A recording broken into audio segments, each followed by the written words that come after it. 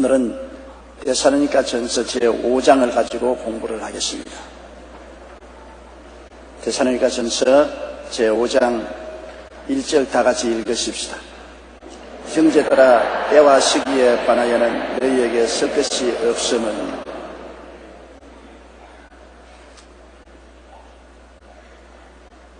우순절날 이후로 지금까지 세계 여러 교회에서 예수님이 재림할 때와 시기에 관한 추정을 많이 했습니다. 언제 예수님이 오신다고 추정을 했다간 또 그 날짜가 틀리면 또 고치고 그렇게 한 일들이 많았어요. 제가 신학 다닐 때도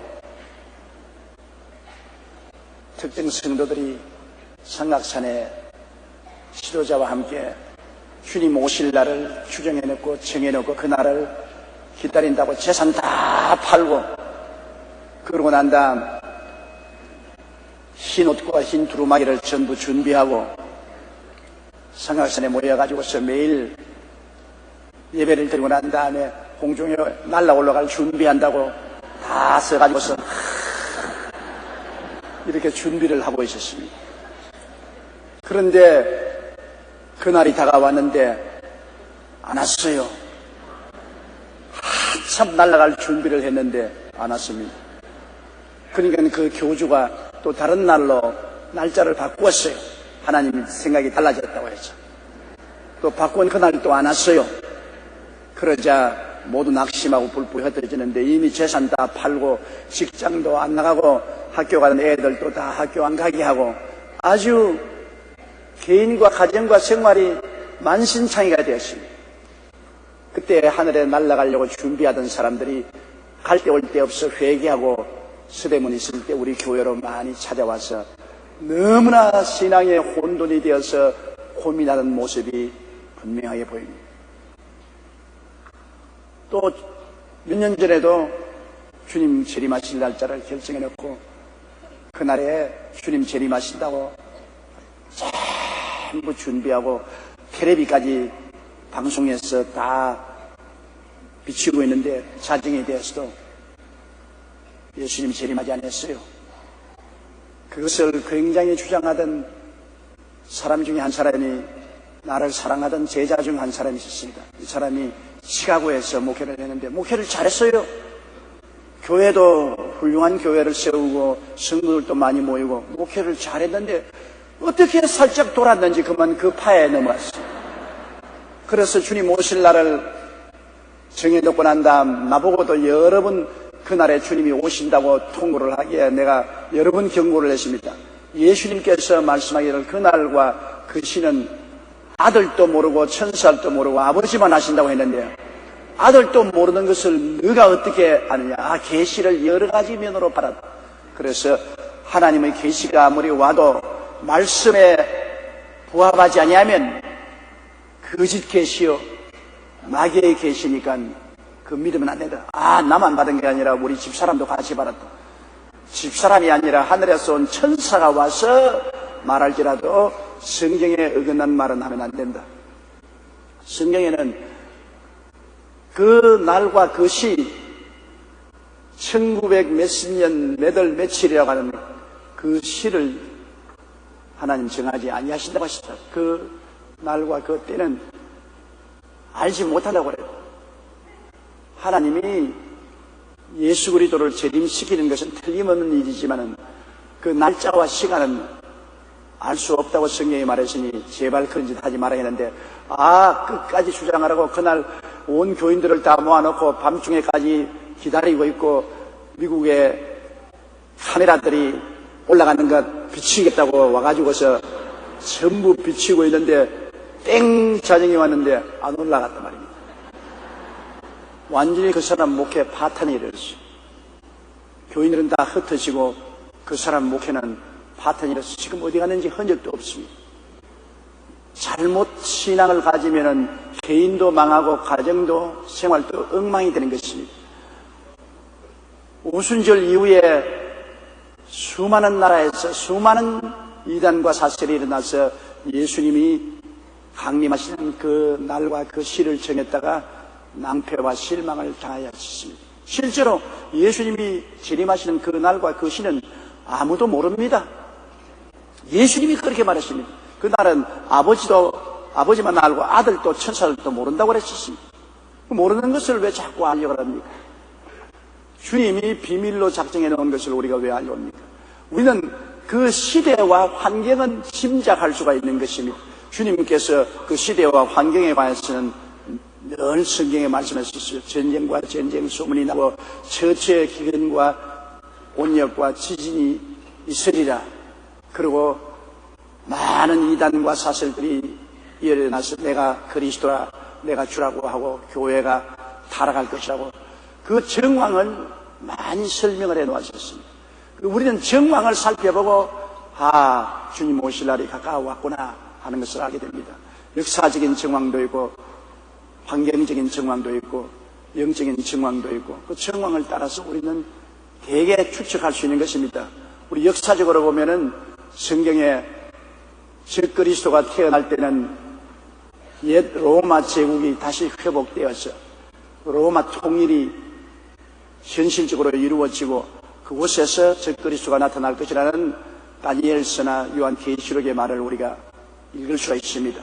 우리 역사적 정황을 보게 될 때 옛 로마 판도에서 유럽연합이 일어나서 하나가 되고 지금 유럽연합이 정치적인 통합을 하려고 꿈틀거리고 있는 것 알고 있습니다. 경제적 통합도 하고 이제는 정치적 군사적 통합을 하려고 꿈틀거리고 있는 정황을 보게 될 때 역사적으로 옛 로마 판도가 다시 재결합할 때 그때쯤 주님이 오신다고 했으니 역사적인 정황을 봐서 주님이 오실 때가 가까웠구나 알 수 있고요.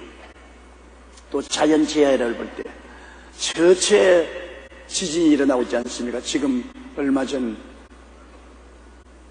인도네시아의 자바선에서 지진이 일어나서 약 6천여 명이 죽었습니다.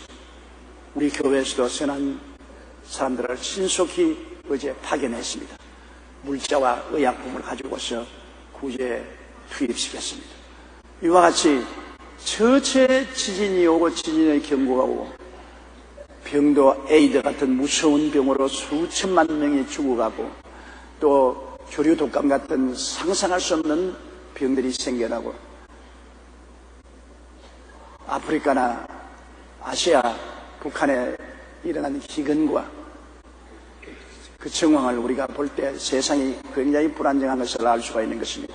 이러한 세상의 자연재해를 통해서 이 땅이 흔들리며 깨어지는 상황 속에서 주님이 오실 날이 가까웠구나. 또 인심이 야박해지고 교회의 이단과 사설이 처처에 생겨나고 이러한 역사적인 환경적인 교회적인 영적인 정황을 봐서 주님이 가까이 온다는 것을 짐작은 하지만 그날과 그 시를 정하는 것은 결코 있을 수가 없습니다. 어느 누구도 주님이 어느 날 어느 시에 재림한다고 하거든 믿지 마십시오. 그건 거짓말입니다. 그날을 정해놓고 난 다음에 재산 다 팔고 직장 다 그만두고 학교 공부하는 것 다 그만두고 그날을 기다린다는 것은 위태하기 짝이 없는 일인 것입니다. 그러므로 형제들아 때와 시기에 관하여는 너희에게 쓸 것이 없다고 하는 것은 바울 선생께서는 때와 시기를 정해서 말씀하지 않았다는 것을 말하는 것입니다. 바울 선생은 데살로니가 교인들에게 주님이 어느 날 어느 시에 온다고 말은 안 했기 때문에 그 데살로니가의 이단들이 생겨나서 때와 시기를 정해놓고 그날에 예수님이 오신다고 하는 것에 대해서 혼돈하지 않기를 경고하고 있는 것입니다. 2절요. 주의 날이 밤에 도둑같이 이를 줄을 너희 자신이 자세히 알기 때문이다. 주의 날은 밤에 도둑같이 온다. 여러분, 밤에 도적이 언제 들어올지 우리 모르잖아요. 해가 지고 난 다음에 어두움이 다가오면 그 이튿날 날이 밝을 때까지 도적이 언제 들어올지 모릅니다. 도적은 언제나 밤에 찾아오잖아요. 밤은 어두우니까 주위 전경을 살펴볼 수 없고 알아볼 수 없고 밤은 또 사람들이 다 세상 일을 잊어버리고 잠잘 때니까 관심을 다 잃어버리고 잠잘 때 도적이 밤에 오지 않아요. 예수님이 오실 때는 사람들이 다 이 세상에 잠잘 때 밤입니다. 밤이란 것은 낮이 지나고 빛이 없습니다. 세상이 완전히 타락해서 하나님을 찾지 아니하고 그리스도를 찾지 않은 밤같은 세상, 그때가 바로 주님 오실 때인데, 오늘날 세상이 밤같은 세상 아닙니까? 세상 사람들 하루에 1초도 예수님을 생각하지 않나요? 밤같이 신앙적으로 어두운 세상에 사람들이 육신의 정욕과 무고의 정욕과 이생의 자랑만 생각하고 그 관심사가 하나님께 있지 않고 전부 육신과 세상에만 있을 때, 그때 순식간에 주님이 오실 것입니다. 도적이 오는 것을 알면 딱 준비하고 있다가 딱 들어오면 요놈 잡았다, 그렇게 할 것인데, 언제 들어올지 모르기 때문에 도적이 들어온 것을 잡지를 못하는 것입니다. 이러므로 주님이 오실 날은 이 세상의 신앙이 타락하고 어두워졌을 때 언제 주님이 갑자기 나타나실지 모르겠다. 열처녀의 비유 중에도 열처녀가 다 처녀입니다. 부인이 아닙니다. 처녀라는 것은 그리스도의 신부란 말인 것입니다. 10명이 다 예수 믿는 신부인 것입니다. 그러나 그 중에 5처녀는 등불을 가졌는데 기름이 없습니다. 등불이라는 것은 여러분 주님 재림에 대한 신앙을 말하는 것입니다. 다 그리스도를 믿고 주님 재림에 대한 신앙을 하는데 그 중에 5처녀는 기름이 없습니다. 그러나 또 5처녀는 똑같이 주님 오실 소망의 등불을 가지고 있었는데 5처녀 다른 처녀보다 다르게 기름병 하나를 준비하고 있었어요. 그게 다릅니다. 10처녀 중에 5처녀는 등불은 켜고 있었으나 기름병을 준비하지 않았고, 다른 처녀들은 등불을 켜고 있으나 기름병을 하나 준비하고 있었습니다. 등불이라는 것은 중생을 의미하는 것입니다. 중생하여 구원은 받았으나 성령 충만을 받지 못했습니다. 기름병 하나를 더 준비했다는 것은 성령 충만을 말하는 것입니다. 중생이실 뿐 아니라 성령 충만의 기름을 준비하고 있습니다. 그런데 그 10처녀가 다 주님 오시기를, 신랑이 오시기를 기다리고 있다가 신랑이 드디어 옵니다. 초저녁에 올 줄 알았더니 안 오고 밤중에 올 줄 기다렸더니 안 오니까 그만 지쳐서 잠이 들었습니다. 이게 10처녀 중에 처녀들이 다 잠이 들었습니다. 꾸벅꾸벅 좁니다. 그런데 갑자기 밖에서 신랑이로다! 정신을 번쩍 째려보니까 5처녀는 이미 기름이 다해서 불이 꺼졌습니다. 그런데 다른 5처녀는 불이 꺼져가는 상태에 등불을 가지고 있는데, 다른 병에 기름을 준비하고 있었으니까, 성령의 기름 부음이 있으니까 당장 그것을 기름을 부어서 불길을 돋구었습니다. 유대 나라에서는 신랑이 오면 신부가 등불을 켜고 맞아 나가는 것이 습관인 것입니다. 그래서 5처녀가 야, 기름 좀 나누어줘. 나는 기름이 어디가, 야, 우리 쓰기에도 부족한데 너 기름이 어디 있냐? 너는 기름 파는 데 가서 사서 준비하고 오더라. 그리고 기름 준비한 5처녀는 기름을 다시 등불에 넣어서 불을 켜서 신랑을 맞이하러 가니 신랑을 맞이해서 잔치상에 들어가고 문은 닫혔습니다. 이제 기름을 준비하지 못한 5처녀는 기름을 후에야 준비하고 오더니 결혼식장 문이 닫혀버렸습니다. 아무리 문 열어달라고 두들겨도 문 열어주지 않습니다. 이 비유는 예수 믿는다고 해서 다 주님 초림 때 들려 올라간다는 것이 아니라는 것입니다. 주님이 공중 재림하실 때 많은 예수 믿는 사람들 중에 태반은 성령 충만하지 않고 믿음이 잠들었다가 환난을 통할 것을 말하는 것입니다. 그러나 기름 준비한 성도들은 주님 재림하실 때 태반은 공중에 들려 올라갈 것을 말하는 것입니다.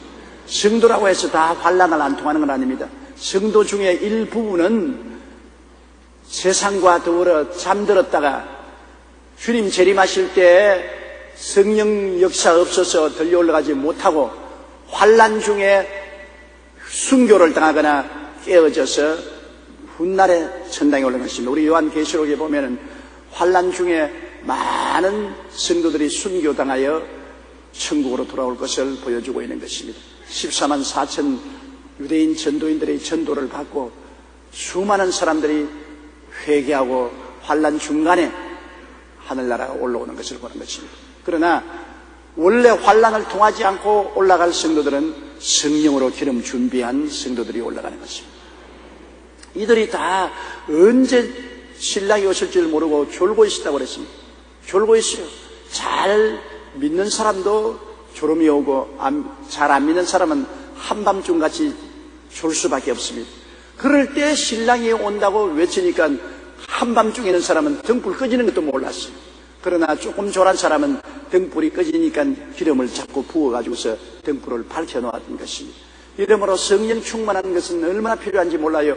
우리가 신앙을 아무리 가져도 성령의 도우심이 없이 기도하고 믿음을 가질 수가 없습니다. 성령이 오셔야 우리가 기도도 뜨겁게 할 수 있고 말씀도 사모하게 되고 신앙에 열심할 수가 있는 것입니다. 성령도 우리 연약함을 도우시, 우리가 마땅히 빌 바를 알 수 없으나 성령이 말할 수 있는 탄식으로 우리를 위해서 기도해 주십니다. 성령의 도우심이 없이 신앙생활을 한다는 것은 어린아이가 어머니 도움이 없이 스스로 자라려고 하는 거 한 가지 것입니다. 어린아이가 세상에 태어나도 어머니가 길러주지 않으면 태어난다고 해서 자라날 수 없는 것입니다. 태어나는 것은 첫째 일이요, 자라는 것은 두 번째 일인 것입니다. 우리가 예수 믿고 구원을 받는 것은 첫째 일이요, 그 다음 자라는 것은 성령의 도우심을 받아야 자라날 수 있는 것입니다. 성령은 어머니와 같은 성품을 가지고 있는 것입니다. 성령이 우리를 품어주시고 진자리 마른 자리 갈아 누이며 손발이 닿도록 수고해 주시지 않으면 우리가 자라날 수 없는 것입니다. 이러므로 성령은 우리 예수 믿는 사람에게 절대적인 도움이 되시는 것입니다. 예수님 십자가에서 우리 위해서 몸치고 피 흘려 우리를 흑암의 권세에서 건져내어 하나님의 사랑의 아들 나라로 옮겨 놓았을지라도 우리를 길러주시는 이는 성령님이신 것입니다. 이러므로 항상 우리 마음속에 성령님으로 더불어 인정하고 환영하고 모시드리고 의지하는 것이 마치 공기가 우리와 같이 있고 우리 속에 있는 것처럼 성령은 공기처럼 우리와 같이 계시고 우리 속에 기도할 때 들어와서 역사하는 것입니다. 이래서 예수 믿고 중생하는 것도 성령의 도우심으로 중생하지만은 성령 충만해야 우리가 신앙 속에 승리하고 자랄 수가 있는 것입니다. 이러므로 늘 성령 충만하기 위해서 기도해야 되는 것입니다. 우리는 늘 주님께 하나님이여 성령으로 오늘도 충만하게 하여 주시옵소서. 어제 하루만 충만한 게 아니라 항상 계속적으로 성령 충만하기 위해서 기도를 드려야 되는 것입니다. 하나님께서 예수 이름으로 성령으로 항상 충만하게 해달라고 기도하고 또 이 모든 일에 항상 성령님은 인격적인 하나님이기 때문에 성령님 인정합니다. 성령님 환영합니다. 모셔드립니다. 성령께 의지합니다. 성령님 함께하여 주시옵소서. 내가 지금 기도하는데 성령님 함께 기도하게 해 주시옵소서. 내가 성경 읽는데 성령님 성경을 깨닫게 하여 주시옵소서. 내가 전도하는데 성령님 함께 하셔서 전도하게 하여 주시옵소서. 성령은 우리를 돕는 분이신 것입니다. 우리를 돕는 분 성령께서 우리와 같이 계시니 항상 성령님 도움을 구하고 성령께 의지해야 우리는 참된 신앙생활을 하고 또 하나님 사역도 할 수 있는 것입니다. 저는 48년간 목회를 하고 오늘 이 시점에 이르러서 저희 생애를 돌아보니 다른 말 할 것 없어요. 제가 목회를 시작해서 오늘까지 오게 한 것은 성령께서 도와주셔서 한 것이다. 내가 성경을 열심히 공부했다, 소망의 설교를 했다, 오중복음과 삼점식 축복을 전했다, 내가 기도를 열심히 했다, 온갖 내가 한 일을 말할 수 있습니다. 그러나 돌이켜보니까 내가 한 것 모든 것을 깨닫게 하시고 가르치게 하시고 그렇게 해주신 배후에 계신 분이 성령님이었. 성령님이 깨닫게 해주시고 가르쳐 주시고 기도하게 하시고 전도하게 하시고 열심을 내게 해주십니다. 결국엔 감사와 찬양을 성령께 돌려야 되는 것입니다. 여러분 오늘 이 교회에 오게 된 것도 성령이 오게 싶은 마음을 주셨고 성령이 여러분을 이끌어서 오셨습니다. 오늘 지방선거일이요 노는 날이니까 오늘 땡땡이 쳐버리자 그냥 놀러가자 그렇게 할 수도 있는 것입니다. 그럼에도 불구하고 아니라 교회 예배들을 가야 돼. 오게 한 것은 성령이 여러분의 마음에 그 생각을 넣어주셨기 때문인 것입니다. 성령이 여러분의 마음을 감동시켜 준 것입니다. 이러므로 성령 없이 예수 믿는다는 것은 거짓말입니다. 성령 없이 신앙생활하는 사람은 누구와 같으냐? 물이 없는 운물과 같습니다. 운물의 형태는 있어도 물이 없어요. 그리고 비 없는 구름과 같습니다. 구름이 아무리 떠돌아다녀도 가뭄에 비 한 방울 안 떨어뜨리면 구름이 무슨 소용이 있습니까? 그리고 추운데 화로는 있는데 불이 없습니다. 불 없는 화로와 같습니다. 성령 없는 신자는 불 없는 화로와 같고 물 없는 우물과 같고 비 없는 구름과 같습니다. 형식은 가지고 있는데 내용이 없어요. 내용이 없으니 뭐 형식이 아무리 있은들 무슨 소용이 있습니까? 교회 왔다 갔다 해도 그 속에 내용인 성령이 계셔야 하늘나라가 임하여 있죠. 하늘나라는 성령을 통하여 임하여 계신 것입니다. 예수님이 십자가에서 하늘나라를 임하게 하셨습니다. 이 세상에서 예수님은 십자가를 통하여 용서와 의와 영광의 하늘나라가 임하게 해주셨고, 거룩함과 성령 충만의 하늘나라가 임하게 해주셨고, 치료와 건강의 하늘나라가 임하게 해주셨고, 아브라함의 축복과 형통의 하늘나라가 임하게 해주셨고, 부활 영생 천국 영광의 나라를 임하게 해주신 것입니다. 바로 그 나라에서 영혼이 잘되고 범사에 잘되며 강건한 역사가 일어나게 하시고, 그 나라에서 우리가 태감을 받은 성도요 왕같은 재상이요 거룩한 나라요 거의 소유된 백성이 되게 만들어주시는데, 이런 역사가 십자가를 통하여 임하여 있지만 이것이 우리 속에 나타나는 것은 성령을 통해야만 나타나는 것입니다. 성령을 통하지 않고는 안 돼요. 아무리 아름다운 선물을 잔뜩 가지고 있어도 그것을 싣고 올 기차나 비행기나 배가 있어야 싣고 오지 않습니까? 성령이 교통을 통해서 우리에게 싣고 오는 것입니다. 성령의 교통하심이 너희와 함께 계실지어다.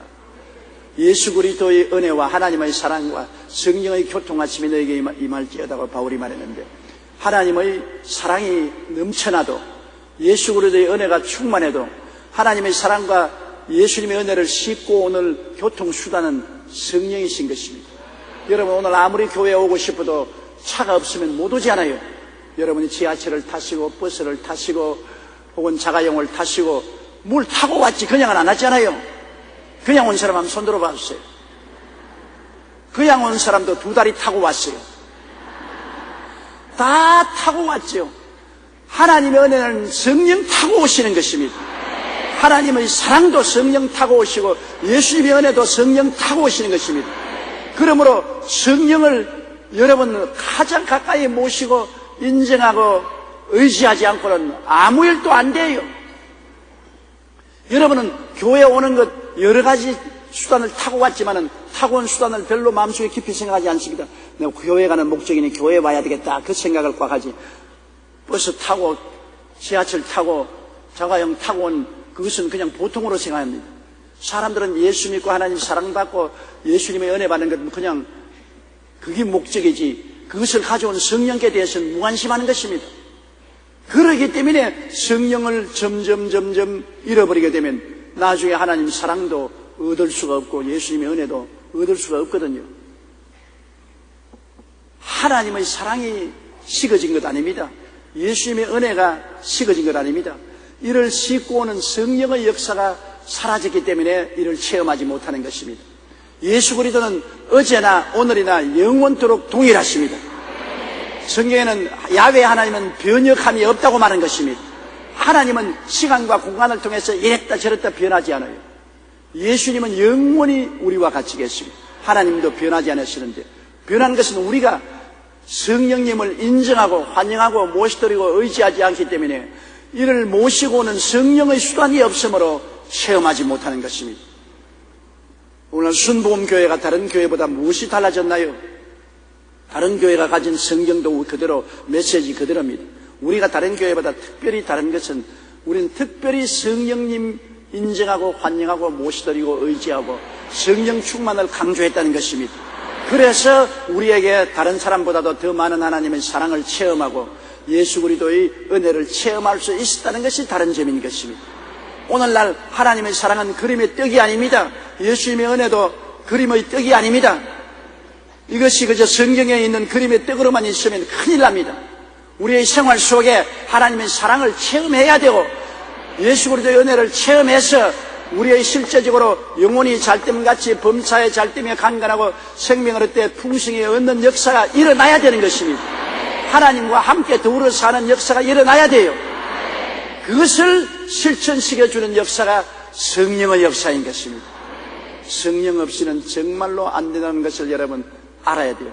저는 48년의 목회 생활 동안에 뼈저리게 체험하고 느끼고 오늘날 제가 하나님 사역하는 것은 성령의 도우심이 없이는 절대로 못하는 것을 알기 때문에 주의 말씀을 준비할 때도 성령께 의지하고 복음을 증거하러 강단에 일어서기 전에는 성령님 인정합니다. 환영합니다. 모시드리고 의지합니다. 바람같이 불같이 생수같이 임하여 주시고 내 마음이 뜨거워지게 하시고 성령님 내 마음이 흥분되게 하시고 로고스와 레마를 주시고 성령님 내 마음이 성령님의 세술에 취하게 하여 주시옵소서.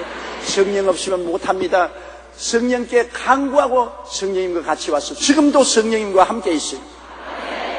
성령님이 저를 옷 입고 성령님이 저를 통해서 로고스와 레마를 주시면서 말씀을 하게 하시는 것입니다. 저는 언제나 외국에 갈 때는 성령님 렛츠고, 성령님 함께 갑시다, 렛츠고, 성령님을 의지하고 강단에 섭니다. 그러면 성령님이 저를 사용해 주시는 것입니다.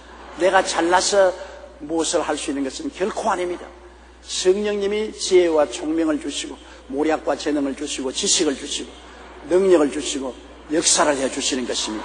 그러므로 주의 날이 밤에 도둑같이 이럴 때 우리가 깨어있기 위해서는 성령의 기름 부으심을 모시고 있어야 되는 것입니다. 성령의 기름병을 차고 있어야 돼요.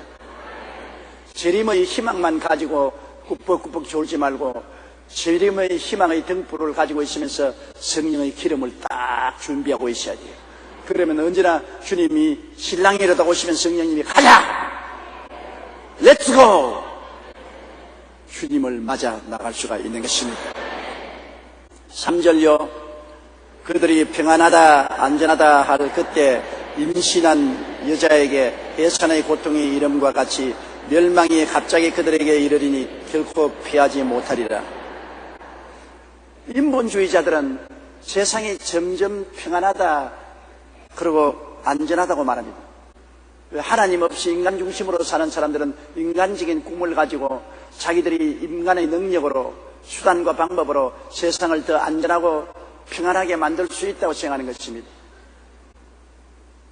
오늘날 세상이 우리가 아는 역사를 통해서 볼지라도 제1차 세계대전으로 초토화되고 그 다음 또 제2차 세계대전으로 온 세상에 수천만 명이 죽는 초토화되고 2차 대전 이후에 공산주의와 민주주의의 투쟁으로 말미암아 어느 나라치고 소란스럽지 않은 나라가 없고 지금도 우리나라에는 공산주의와 자유민주주의가 갈라져서 북한 정권과 대한민국이 갈라져 있는 것입니다. 이 세상에 사람이 만든 나라들 중에 평안하고 안전한 곳이 없는데도 불구하고 사람들은 평안하다, 안정하다 참 그렇게 말합니다. 뭐 하나님 믿을 필요가 없다. 우리 사람은 인간적인 노력과 이성으로 유토피아를 만들 수 있다. 낙원 같은 세상을 만들 수 있다고 생각하는데 절대로 그러지 못합니다. 사람은 죄악으로 부패한 사람들이 모여서 아무리 이 말을 맞대어도 낙원을 만들지는 못합니다. 하나님께서 집을 세우지 아니하시면 세우는 자의 수고가 헛되며 하나님께서 성을 지키지 아니하면 파수꾼의 경성함이 허사라고 말한 것입니다. 인간이 아무 애를 써도 나중에는 다 무너지고 마는 것입니다. 이 세상에 아직까지 완전한 평화를 가져온 적이 없으며 지상 낙원을 만든 적이 없습니다. 그래도 하나님을 믿는 나라들은 불완전해도 하나님이 붙들어 주심으로 미국을 위시해서 가나다나 온 세계 하나님 믿는 우리 대한민국처럼 불완전하면서도 하나님의 은총으로 평안하고 안정이 있는 것이지 하나님의 은총 없이 인간의 힘으로 평안과 안정이 어디에 있습니까? 있을 수가 없는 것입니다. 그런데 세상 사람들은 뭐 예수 믿을 필요 없다, 하나님 필요 없다, 우리 인간의 힘으로 평안하고 안전하다 그렇게 말을 하고 있습니다. 여러분, 그런데 주님이 오실 날이 어떠냐? 사람들이 평안하다 안전하다고 세상에 부귀영화 공명을 추구하고 즐기고 나갈 때 임선한 어린애에 잉태한 여인에게 해산의 날이 갑자기 다가오는 같이 주님이 순식간에 오신다는 것입니다. 노아의 홍수 때와 같아요. 노아의 홍수 때 사람들은 시집가고 장가가고 먹고 마셨다. 여러분 그냥 시집가고 장가가고 먹고 마시는데 무슨 죄가 있어요? 여기 말하는 것은 시집가고 장가갔다는 것은 가정이 무너졌다는 것입니다.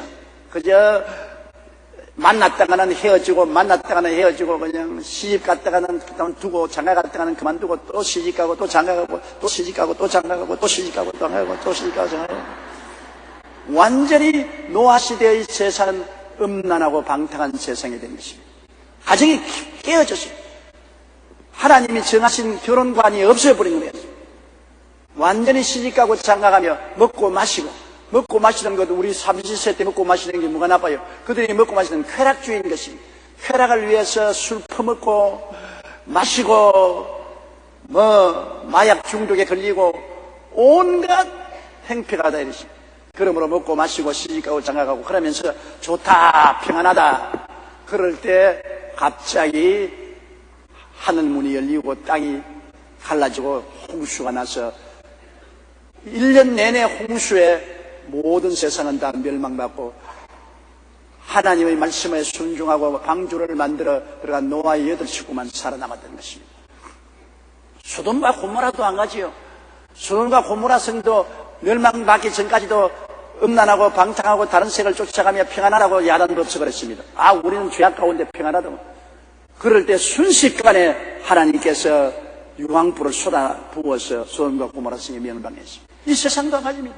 우리 보기에는 세상이 유엔을 통해서 지방협의를 통해서 평안하고 안전한 세상이 되어 간다고 생각을 하고 있습니다만 순식간에 멸망이 다가오는 것입니다. 이 세상은 벌써 주님을 떠난 지 오래되고 세상에 온 지구에 사는 사람들이 하나님에 대한 관심을 점점 버리고 있는 것입니다. 그러니까 예수 믿는 사람들도 지금 잠들어 있는 상태에 있지 않습니까? 유럽은 예수 믿는다 하면서 교회당만 있지 사람이 없습니다. 텅텅 교회당이 비었습니다.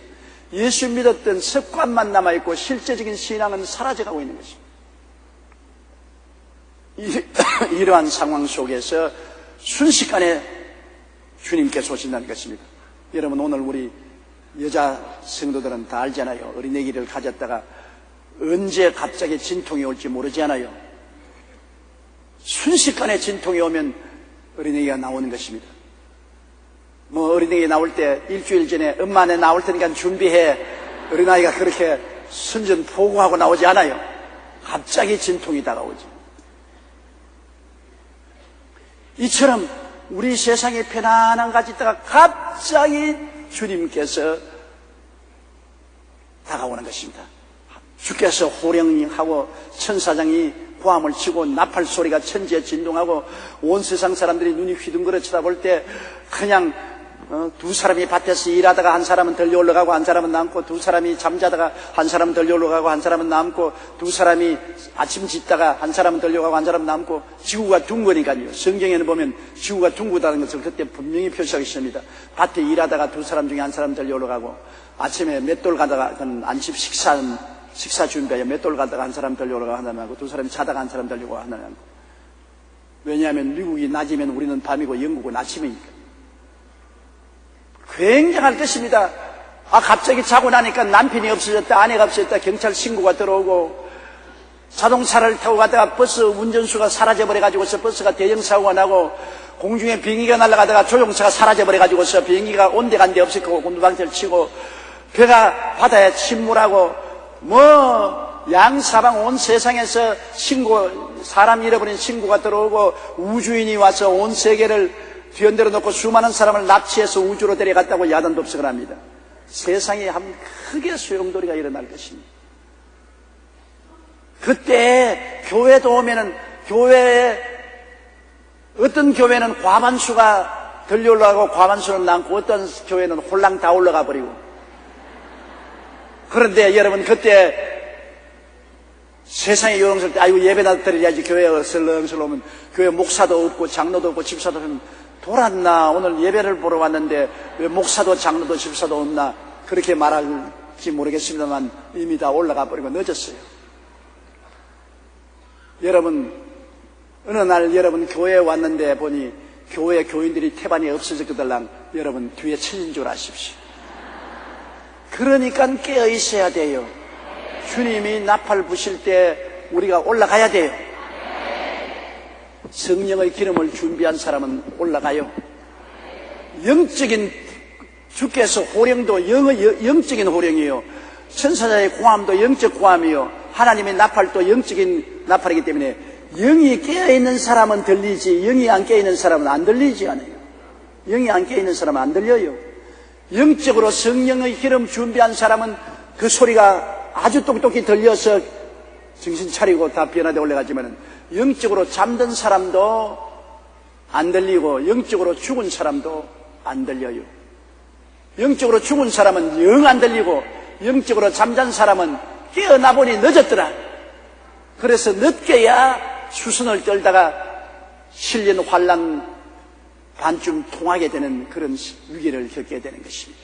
영적으로 깨어있다는 것은 굉장히 중요한 일입니다. 사람들 다 잠자는 모습을 보면 어떤 사람은 잭소리만 해도 화닥닥 일어나는 사람이 있고, 어떠한 사람은 상당히 요란스러워도 안 일어나다 일어나는 사람이 있고, 어떤 사람은 엎고 가도 모르는 사람이 있어요.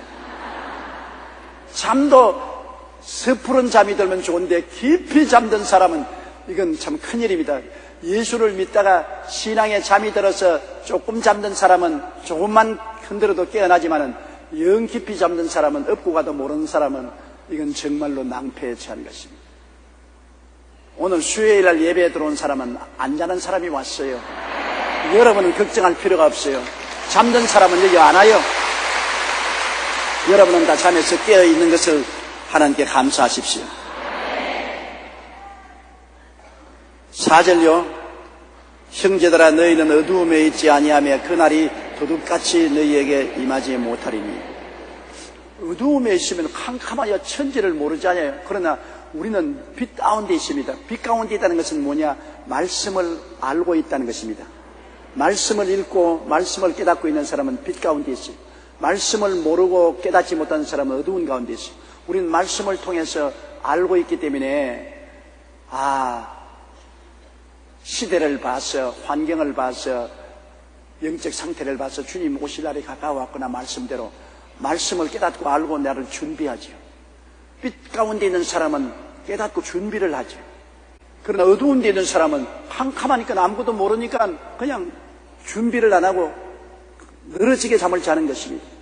어두운 데 있다는 것이 큰 문제인 것입니다. 모르니까 준비를 하지 않죠. 빛 가운데 있는 사람은 아니까 준비하지요. 빛이 바로 우리가 가지고 있는 성경 말씀이 빛인 것입니다. 우리 예수님이 빛이요, 바로 예수님이 말씀인 빛인 것이므로 말씀을 읽고 깨닫기 때문에 우리는 빛 가운데 있지요. 지금도 우리 빛이 있으신 말씀을 우리가 읽고 듣고 있잖아요. 그 말씀이 우리 마음을 비추고 있잖아요. 주님 오실 날이 가까워왔다. 우리 예수 믿고 준비해야겠다. 준비하잖아요. 요번에 자바섬에서 일어난 진도 6이 넘는 지진으로 말미암아 6천여 명이 죽었는데, 그것도 왜 그러냐?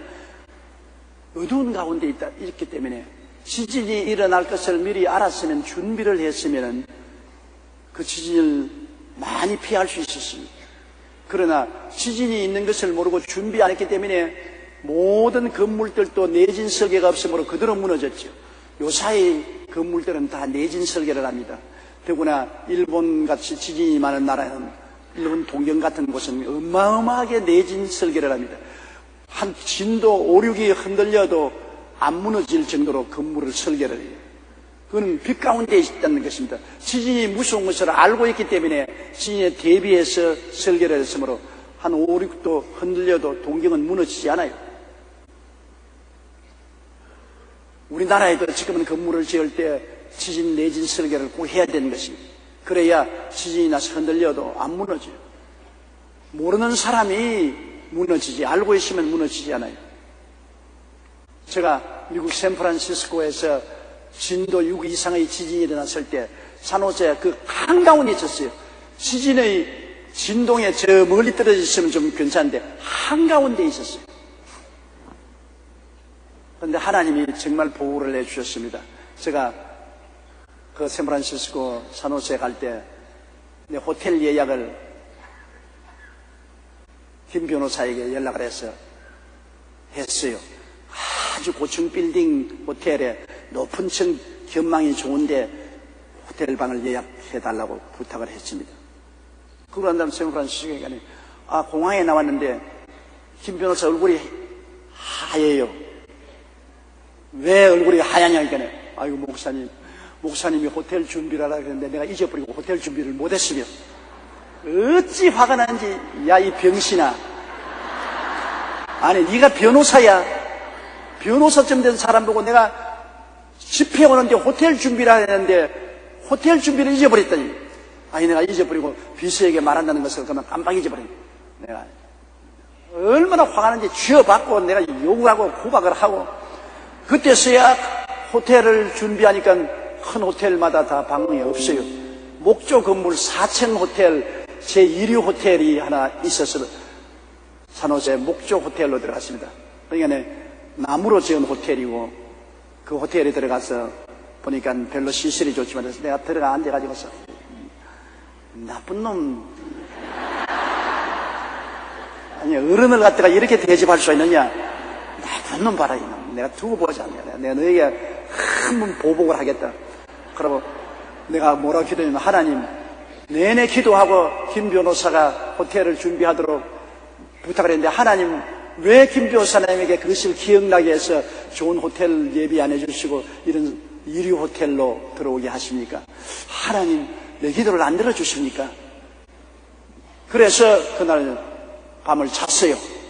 그 이튿날 저녁부터 집회인데 낮에 내내 불평만 하고, 그러고 난 다음 이제 저녁 7시 집회니까 6시쯤 제가 옷을 입고 기도를 하고 성경책을 들고 호텔 창문 앞에 이렇게 글상에 기대에 있으면서 창문을 이렇게 내다보니까 바로 창문 밑에 수영장이 있어요. 수영장에 사람들이 수영을 하고 있어요. 그냥 바라보고 있었어요. 저희가 4층인데. 그리고 이제 6시 반쯤 되니까 내가 출발해야 되겠다고 기도를 합니다. 하나님 아버지, 오늘 하나님 말씀을 전가할 때 성령이 오셔서 모인 자리가 진동하게 하여 주시옵소서. 그런데 글상이 흔들흔들 하더라고요. 그래 보니까 침대가 흔들흔들, 야차 진짜로 진동하는구나. 나는 내 기도 응답인 줄 알았다고요. 와, 내가 모인 곳이 진동하라고 하니까 하나님이 미리부터 나에게 징조를 보여주시려고 내 호텔 방에 글상이 흔들리고, 아유 침대가 흔들리도록 진동하는구나. 와, 하나님이 기도 응답하신다고 하셨는데, 아이고 이게 보통 진동이 아니에요. 나중에는 막 흔들리는데 여러분, 시진의 한가운데 있으니까 목은 목대로 흔들리고 몸은 몸대로 흔들리고, 성경도 손에서 다 날아가고, 유리창이 깨어지고, 침대에 있는 이 등이 자빠지고, 글상이 뒤엎어지고, 어디가 피할 데가 없어요. 내가 창문으로 뛰어내리려고 창문을 잡고 있으니까 막 흔들리는데 한 20초 흔들렸는데도 불구하고 20년 같아요. 몸이 막 흔들려서 창문으로 뛰어내리려고 하는데 보니까 밑에 보니까 수영장에 물이 한 방울도 없어요. 흔들려서 다 넘쳐나와 버리고, 막 보니까 저쪽에는 큰 굴뚝이 넘어지고, 샌프란시스코 다리가 내리 주저앉고, 자동차가 막 고속도로에서 직작으로 서로 부딪히고, 아주 세상이 종말이 온 줄 알았어요. 나는 꼭 죽었다고 생각했는데 한 20초 후에 지이 끝났어요. 그러니까 빌딩이 무너지고 많은 사람이 죽고, 그런데 우리 건물이 안 무너진 것은 목조 건물은 안 무너져요. 세면 콘크리트 무너졌는데. 그 다음에 내가 알아보니까 내가 들어갔던 그 호텔에 식당에서 밥 먹다가 많은 사람이 천정이 무너져서 죽었어요. 그때야 좀 있으니까 김 변호사가 일하고 왔잖아요.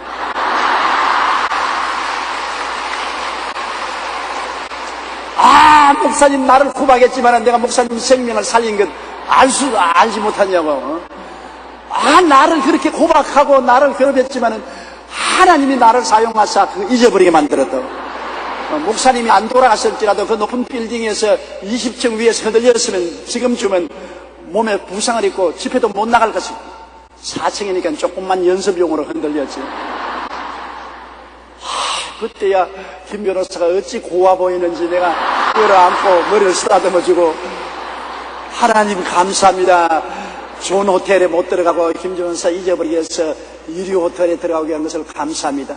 야, 하나님이 모든 것이 합동하여 선을 이룬다는 것 내가 뼈저리게 느꼈어요. 그러므로 우리가 하나님께 의지하고 난 다음 우리에게 일어나는 모든 사건에 대해서 감사하게 받아들여야 돼요. 반드시 내가 생각하고 원하는 대로 안 되었다고 해서 하나님을 원망하면 안 돼요. 하나님은 미리 아시는 거로 미리 예비하신 하나님인 것입니다. 나는 그때 정말 내 생애에서 가장 혹독한 지진을 경험해 본 적이 있습니다. 엄청난 지진인데, 그런데 그 지진이 올 때 아무 징조도 없었어요. 편안하게 그날 예배인도 갈 것이라고 생각하고 성경책 들고 옷 다 입고서 앉아있는데 순식간에 지진이 와서 예배도 다 집어치워버리고 모든 부흥이나 일자도 다 취소하고 말았었어요. 그리고 지진이 하면 강진이 오면 여진이 다가옵니다. 뒤에서 자꾸 진동이 연달아 오기 때문에 겁이 나서 호텔에서 못 자고 담요 들고서 공원에 들어가서 공원 벤치에서 밤을 잤어요. 모든 시민들이 다 공원 벤치에 와서 공원에서 잠을 잤어요. 겁이 나니까. 하나님이 오실 때도 이 지진이 때리는 것처럼 오는데 준비가 안 된 사람의 문제지, 준비된 사람은 할렐루야고 준비 안 된 사람은 박살나는 거죠. 어두운 데 있는 사람은 성경 말씀을 모르는 사람이겠네요. 기도도 안 하고 깨어있지 않아요. 준비 안 하지 않아요. 지금 어두운 데 있는 사람은 전혀 준비하지 않지 않아요. 그러므로 주님 오실 날에 그들은 다 환난을 통하지만 우리같이 깨어있는 사람은 성경을 알고 주님 모실 날을 알기 때문에 예수님 모시고 열심히 기도하고 성령 충만하고 있기 때문에 겁날 것 없어요. 미국 펜실베니아 주의 조그마한 읍에 강이 하나 있었는데 그 강에 수억 톤의 물을 저장할 수 있는 댐을 건설했어요. 몇 년 후 유례 없는 큰 홍수가 나서 물이 많이 불어나자 이 위험을 느낀 토목기사들과 전문가들이 모여서 이 댐의 안전 문제에 대하여 협의를 했습니다. 그런데 댐의 한쪽 구석에 조그마한 겁이 나니까 온 그 아래에 있는 시민들에게 대피하라고 대피 수동을 내렸습니다. 거대한 댐이 무너지면 물바다가 될 테니까. 그런데 대다수의 사람들이 다 대피를 했는데 얼마 가는 시민들은 저렇게 튼튼한 댐이 무너질 택이 있느냐, 괜히 미리서 두려워하고 있고 먹고 마시고 두려워하지 않았습니다. 그런데 사흘 만에 댐이 무너졌어요. 수억 톤의 물이 쏟아지니까 피난 안 간 사람들은 전부 다 수장돼 버리고 마는 것입니다. 오늘날 하나님의 심판의 거대한 물이 저장되어 있습니다. 이 댐이 터질 날이 오나요? 우리는 전부 대피 준비를 하고 있습니다. 대피를 누가 시키나요? 성령님이 공중으로 대피시켜 주시는 것입니다. 우리는 성령님을 인정하고 환영하고 모셔드리고 의지해서 성령께 의지하기 때문에 댐이 터지려고 할 때 성령이 우리를 공중으로 옮겨버리는 것입니다. 그러나 성령이 없는 사람은 어떻게 합니까? 아무리 이렇게 해도 안 올라가요? 아무리 이렇게 해도 안 올라가요? 그냥 댐이 무너져서 심판의 역사가 일어날 때 발부둥 쳐봤자 피란으로 데려갈 자가 없어요. 완전히 환난 속에 들어가서 멸망당할 수밖에 없죠. 그러므로 항상 우리는 준비하고 있어야 되는 것입니다. 스위스를 여행 중이던 어떤 사람이 호숫가에 있는 아름다운 별장으로 갔다가 그 별장을 손질하고 있던 늙은 관리인이 그를 반갑게 맞이했습니다. 그러니 이곳에 열애 동안 홀로 지내고 있었는데 방문객이 물었습니다. 별장 주인이 자주 오십니까? 웬걸요, 그분 좀처럼 오시지 않습니다. 마지막으로 이곳에 다녀간 지 벌써 2, 3년이 지났습니다. 그런데도 당신은 모든 것을 완벽하게 정리해 놓았군요. 모든 것이 매우 깨끗하고 아름답습니다. 마치 내일 주인이 올 것 같이 별장을 준비해 놓기 전에 그 사람 속고개를 흘려서 잘못 알았습니다. 나는 오늘 주인이 오실 줄 알고 준비하고 있습니다. 내일이 아닙니다. 그 말에 그것을 관광한 관광객이 감탄을 했다는 것입니다. 여러분, 주님이 내일 오실 것으로 알고서 준비하면 안 됩니다. 오늘 올 것으로 준비하고 예비해야 되는 것입니다. 주님이 반드시 공중 재림 안 해도 우리 개인적으로 오늘 죽을지 내일 죽을지 모르지 않아요. 내일 일을 자랑치 말라. 오늘 내게 어떠한 일이 일어날지 알지 못하느니라. 항상 우리는 오늘 준비해야 되는 것입니다. 오늘이란 이 시간에 예수님을 언제나 중심으로 모시고 언제나 성령님 충만하고 주님 섬기는 삶을 살아야지. 내일 잘 믿겠지. 나 이제 일주일 후면 잘 믿겠다. 한 달 후면 잘 믿겠다. 이러한 어리석은 소리 하면 안 되는 것입니다. 오늘 이 시간에 항상 주님을 모시고 성령 충만한 삶을 살게 되시기를 주님 이름으로 축원합니다. 그러므로 형제들아, 너희는 어둠에 있지 아니하며 그날이 도둑같이 너희에게 임하지 못하리니. 5절요. 너희는 다 빛의 아들이요 낮의 아들이라. 우리가 밤이나 어두움에 속하지 아니하네. 우리는 빛의 아들입니다. 누가 빛입니까? 예수님이 빛이지요. 예수님이 우리 태양입니다. 우리 오늘 이 시간에 맑지 않아요. 대낮이 아니요. 태양이 떠 있기 때문에 온 세상이 환하지 않아요. 밤이 오면은, 태양이 지고 나면은 온 세상이 캄캄하지 않아요. 예수님이 우리 태양이니까, 예수님이 우리 마음속에 모셨으니까 영적으로 환하지 않아요. 예수님 태양이 떠올라 있기 때문에 어둡지가 않아요. 어디서 와서 왜 살며 어디로 가는지 알아요. 또 장차 주님이 우리에게 오실 것을 알고 있어요. 또 지금 내가 이 육신의 장막집 무너지면 손으로 짓지 않은 영원한 집으로 가는 줄 알아요. 태양이 떠오르고 있으니까 성경이 알려지는 것입니다. 창세기부터 계시까지 말씀을 읽고 감동받고 변화받아요. 그러나 태양이 지버린 사람들, 예수님이 없는 사람들은 깜깜하고 어두워요. 영적으로 어디서 와서 왜 살며 어디로 가는지 모르고 장차 어떻게 될지도 모릅니다. 어두움에 사는 사람들은 이 세상에 사는 것이 전부인 줄 알고 육신의 정욕, 안목의 정욕, 이 세상을 따라, 자랑을 따라 욕심만 부리고 살고 세상 쾌락만 따라 살지, 캄캄하고 어두우니까 과거도 모르고 미래도 모르고 어떻게 될지 몰라요.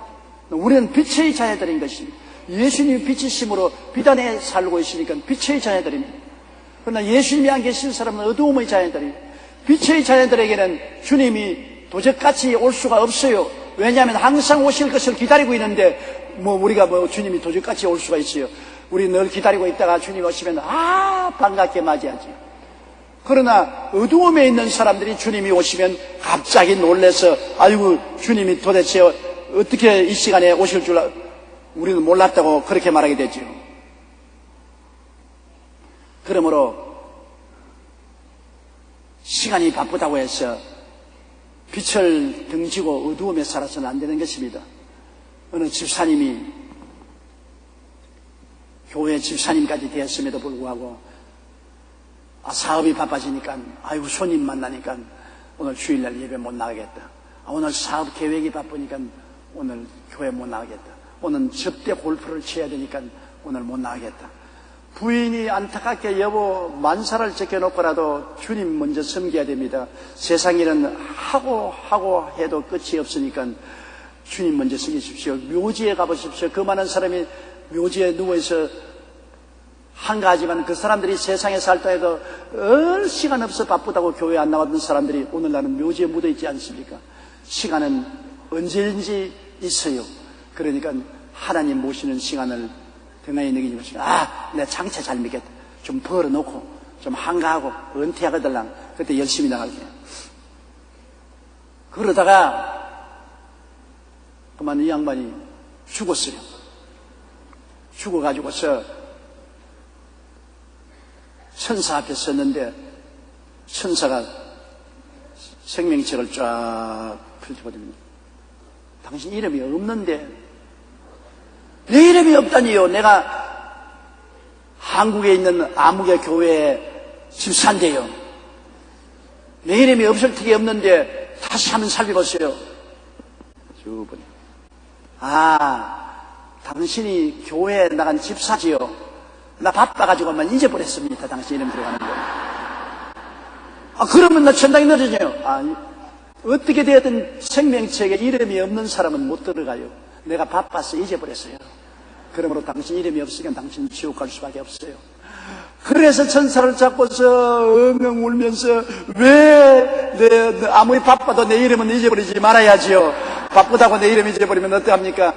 그러다가 자기 울음소리에 깨보니까 꿈이야. 그래서 자기 자는 부인을 깨워가지고서 여보 나 다음 주일날 꼭 교회 가자고 해. 잊지 말고 꼭 가자고 해. 아니 시간 바쁘다면서요. 아유 아니야 아무리 바빠도 주님 섬기는 것이 제일 중요해. 시간 바쁘는데 천사도 시간 바쁘다고 내 이름이 없다 그러더라. 여러분 이름이 없어지면 어떻게 되겠습니까?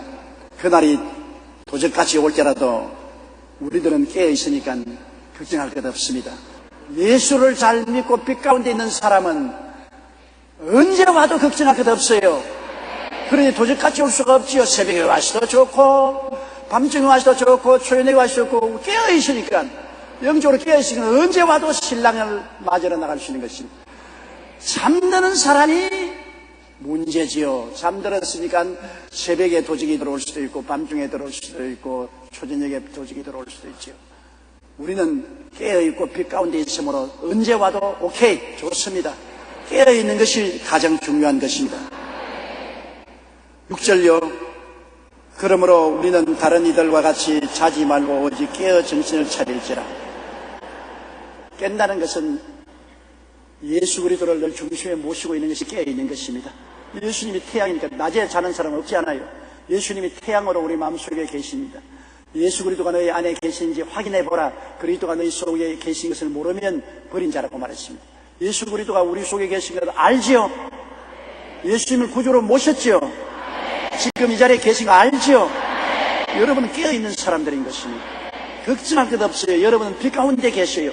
그리스도가 빛으로 비추시는데 어떻게 우리가 어두움 가운데 계십니까? 예수님이 중심에 안 계시니 문제지요. 예수님이 항상 중심의 빛 가운데 찬란한 광채를 발하게 만들어 주신 이가 성령이 것입니다. 성령이 언제나 우리를 예수 중심으로 꽉 쓰게 만들고, 더 기도해라, 더 묵상해라, 더 말씀을 읽어라, 더 전도해라, 예수님을 중심으로 확실히 모시라고 성령은 어머니가 자녀들에게 권면하시 끊임없이 우리에게 권면하고 있는 것입니다. 성령님의 권면을 듣고 예수님이 여러분의 중심에 늘 계시기를 간절히 축원해 마지 않습니다. 7절 하나만 더 합시다.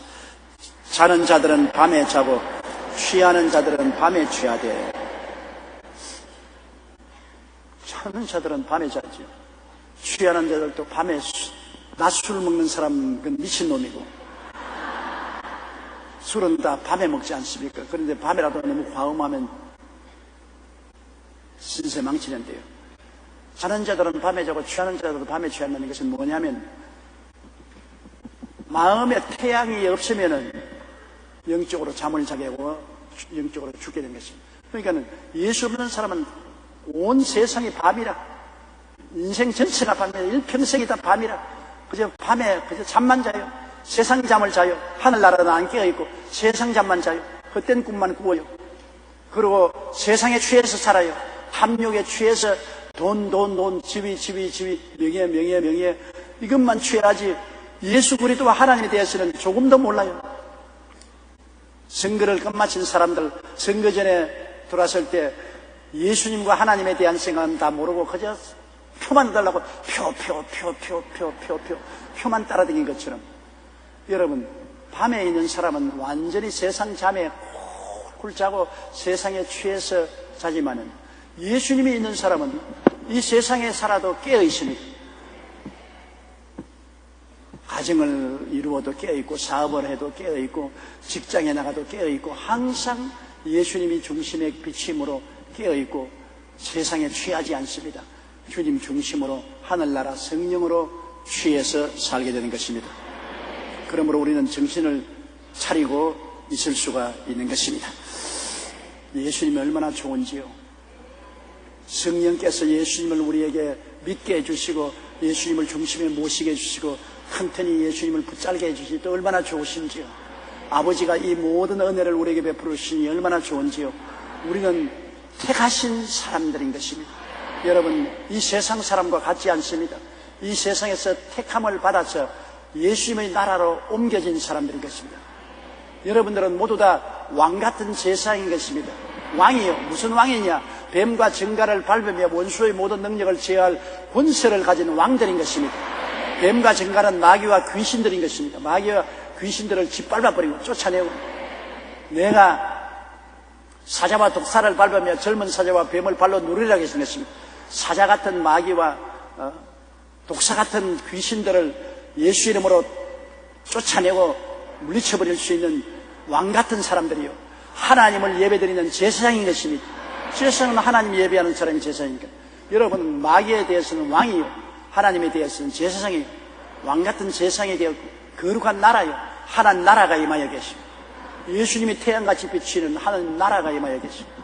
바로 여러분이 하나님 나라요, 미니 천국이요, 그의 소유된 백성입니다. 하나님이 이 세상에서 당신의 것이라고 소유를 하고 계시는 하나님의 지극한 사랑을 받는 하나님의 품 안에 안겨진 사람들이 된 것입니다.